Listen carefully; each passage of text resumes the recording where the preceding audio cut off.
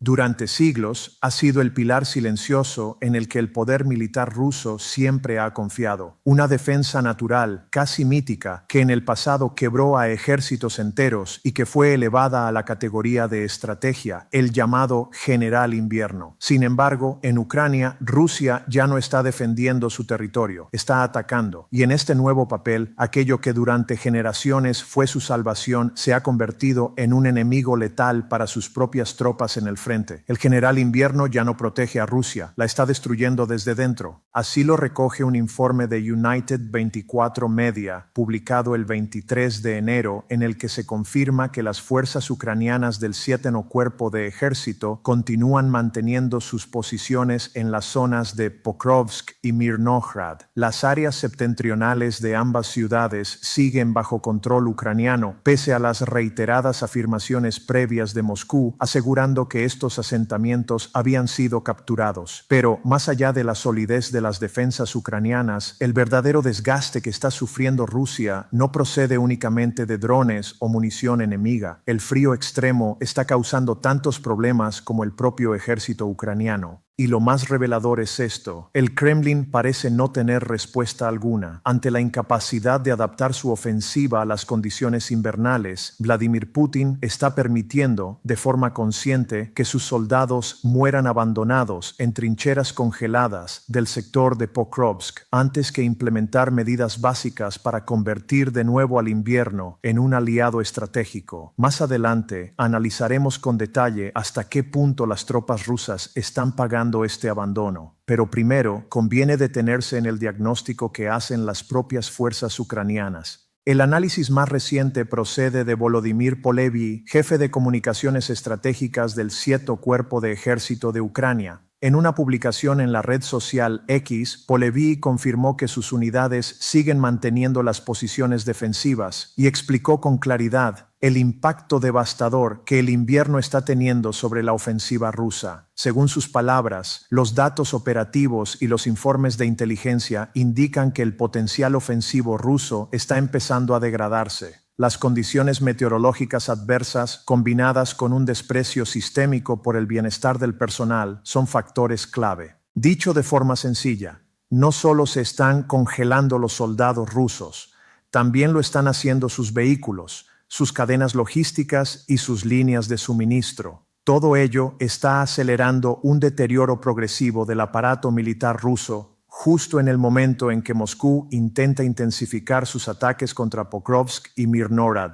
Polevy va más allá y subraya el contraste entre cómo el invierno está afectando a ambos bandos. Para Ucrania, el General Invierno está desempeñando el papel que históricamente jugó para Rusia. Las fuerzas ucranianas permanecen atrincheradas en fortificaciones adecuadamente preparadas, con refugios, reservas logísticas y, sobre todo, sistemas de calefacción. Ese detalle, aparentemente menor, marca la diferencia en un entorno como el de Donetsk, donde, según la BBC, las temperaturas alcanzaron los 14 grados centígrados en la madrugada del 27 de enero. Estas temperaturas extremas no son una excepción puntual. Es el invierno habitual en Pokrovsk y Ucrania ha demostrado estar preparada para afrontarlo. Las pérdidas en combate se han mantenido relativamente contenidas gracias a líneas de suministro estables, una logística funcional y la existencia de reservas que permiten la rotación de tropas en los sectores norte de Pokrovsk y Mirnohrad. En el lado ruso, la realidad es muy distinta y, de nuevo, Polevy lo explica con crudeza. Para las tropas en ofensiva, especialmente sin reabastecimiento mediante vehículos, todo el equipo disponible se limita a lo que un soldado puede cargar: una esterilla, un saco de dormir, una manta y una pequeña cocina de gas, señala, y añade: para las unidades de asalto, el frío actúa como un multiplicador de problemas ya existentes. Los soldados rusos son empujados a terreno abierto sin equipamiento invernal adecuado y sin ninguna intención real de mantenerlos. Hay un elemento adicional que agrava aún más la situación. Cualquier intento de los soldados rusos por calentarse los convierte inmediatamente en objetivos visibles. Una hoguera encendida por la noche destaca de forma clara en las cámaras infrarrojas de los drones FPV ucranianos. En la práctica, cualquier forma de calefacción improvisada está descartada, independientemente de cuán extremas sean las temperaturas. El resultado es previsible y brutal. El suelo congelado impide cavar nuevas posiciones defensivas. Los soldados quedan expuestos mientras la congelación y la hipotermia se apoderan de ellos. Soldados congelados generan frentes congelados. Y ese es, en términos estratégicos, el verdadero impacto de la traición del general Invierno para Putin. Al Kremlin no le preocupa que sus tropas mueran de frío. Lo que realmente le importa es si avanzan o no en su intento de tomar Pokrovsk, aunque las condiciones meteorológicas hagan imposible ejecutar asaltos mínimamente efectivos. El desenlace de estos ataques, llevados a cabo por soldados exhaustos y con síntomas de hipotermia, es tan predecible como trágico. Las llamadas oleadas ofensivas rusas se han reducido a simples avances dispersos que no logran absolutamente ningún progreso. Basta con revisar los informes más recientes del Instituto para el Estudio de la Guerra, ISW. En sus evaluaciones del 24 y 25 de enero, las más actuales, hay una frase que se repite y que lo resume todo. El 24 de enero, las fuerzas rusas continuaron operaciones ofensivas en la dirección de Pokrovsk, pero no lograron avances confirmados. El 25 de enero, las fuerzas rusas continuaron operaciones ofensivas en la dirección de Pokrovsk, pero no avanzaron. Que Rusia no consiga progresar pese a emplear grandes cantidades de infantería desechable no es algo nuevo. Lo verdaderamente significativo es que ahora el invierno, lejos de ayudar, está acelerando el colapso. Rusia ha sido traicionada por el único aliado que creía eterno. Como señala el propio Polevy, el general Invierno ha sido tradicionalmente presentado como una fuerza que ayudó a Rusia a derrotar a sus enemigos, Napoleón, Hitler y, según la narrativa oficial, incluso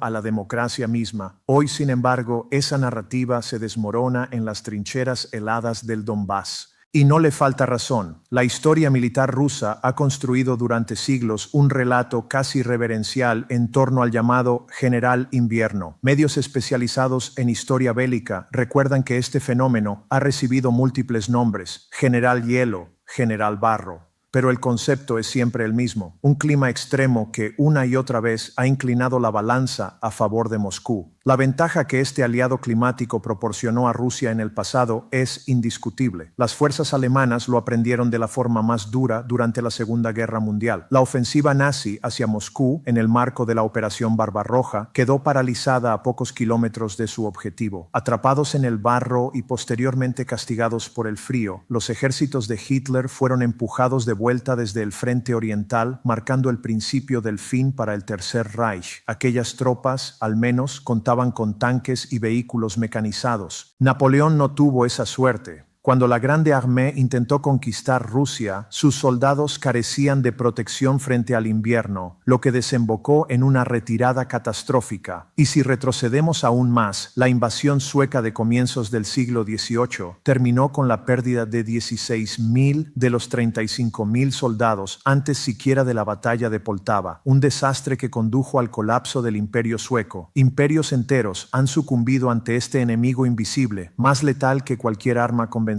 Hoy, sin embargo, es Rusia quien se enfrenta a esas mismas condiciones desde la posición del invasor. Y ahí radica el punto clave. A diferencia de aquellos episodios históricos, Moscú ya no se defiende, ataca. Y en ese cambio de rol, el invierno ha dejado de ser un aliado para convertirse en un verdugo. Vladimir Putin se encuentra ahora ante una ironía histórica difícil de ignorar. Su proyecto imperial, que apenas ha logrado despegar, sufre exactamente los mismos problemas que durante siglos aniquilaron a los enemigos de Rusia. Esta vez es Ucrania quien sostiene la cuchara mientras Moscú se ve obligada a tragar su propia medicina. Este giro lo altera todo y explica, en parte, por qué el conflicto no puede analizarse únicamente desde la óptica de la estrategia militar clásica. Factores externos como el clima siguen teniendo un peso decisivo. Esa es precisamente la razón por la que analizamos estos acontecimientos, porque no siempre es la táctica la que decide el destino de una guerra. Pero volvamos a la realidad actual del frente. Antes ya se adelantó que abordaríamos con mayor detalle las condiciones extremas a las que se enfrentan los soldados rusos este invierno. Puede que a estas alturas el panorama ya resulte suficientemente sombrío.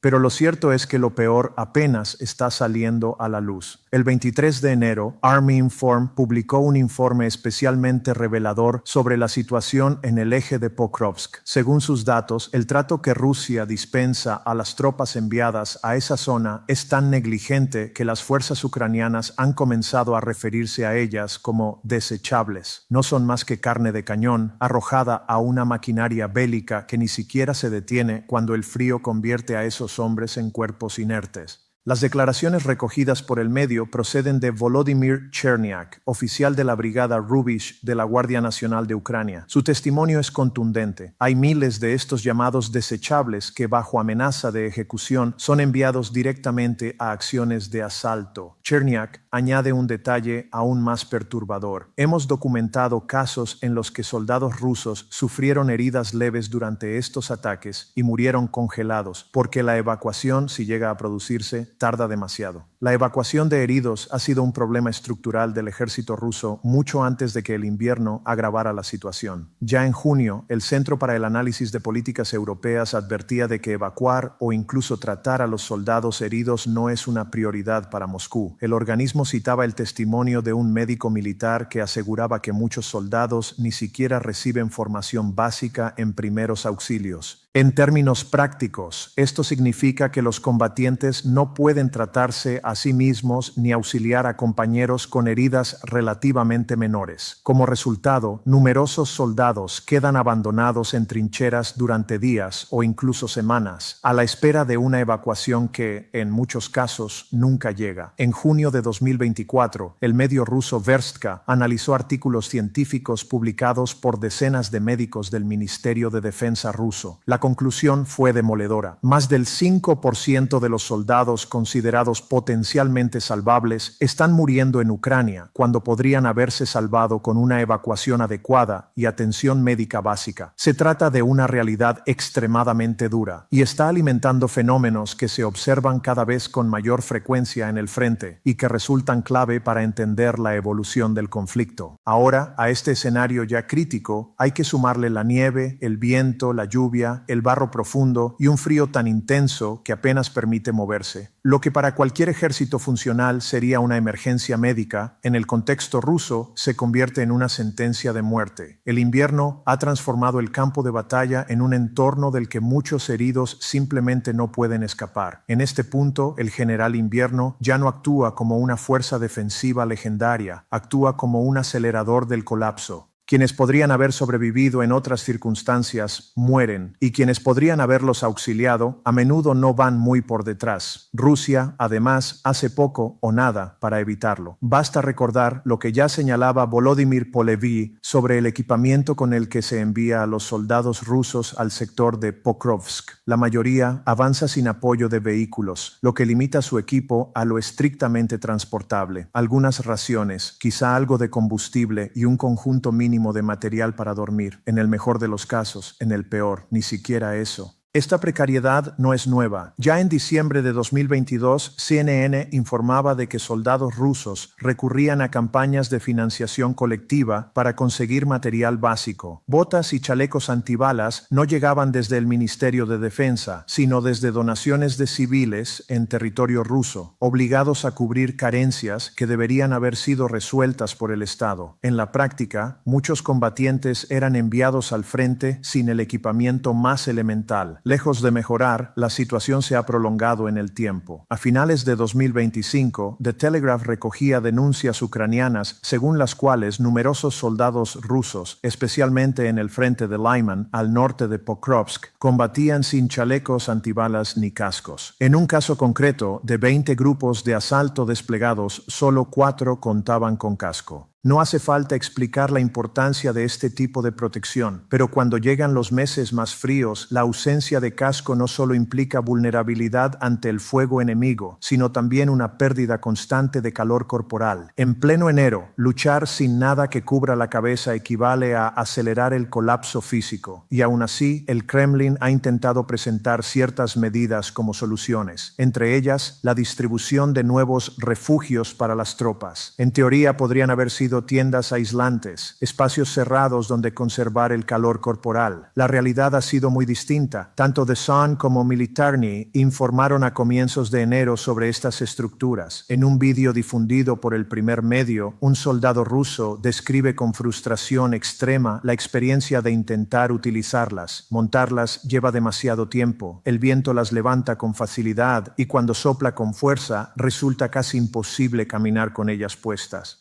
Porque ese es el detalle clave.